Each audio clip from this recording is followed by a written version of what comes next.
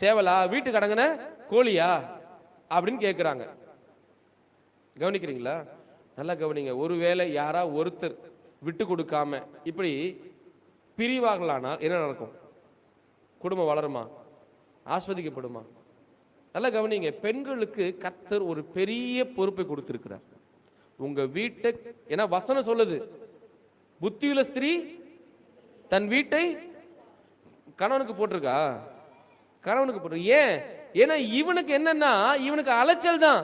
சுத்தி சுத்தி சுத்தி சுத்தி சுத்தி சுத்தி என்ன பண்ணுவான்? இது நல்லா இருக்கா, அது நல்லா இருக்கா, அங்க போலாமா, இங்க போலாம், இதான் யோசிச்சுட்டு இருப்பான். ஆனா பெண்களுக்கு அப்படி இல்லை. அவர்கள் உட்கார்ந்து தம் பிள்ளைகள் இருக்கிறாங்க, தம் பிள்ளைகளுக்கு நான் என்ன செய்யணும், தம் பிள்ளைகளுக்கு என்ன கொடுத்தா நல்லதா இருக்கும், என் பிள்ளைய கையில தூக்குறேன்னு அந்த பிள்ளைய ஒரு நாளும் கையிட்டது கீழே இறக்க கூடாதுன்ற அந்த குணம் பெண்களிடத்துல இருந்து கொண்டே இருக்கிறது. ஆனா இன்றைக்கு காலப்போக்கில் அந்த குணம் கொஞ்சம் கொஞ்சமா மறைஞ்சுக்கிட்டே இருக்கு. நான் ஏன் புள்ள பெத்துக்கணும்னு கேட்கிறேன்.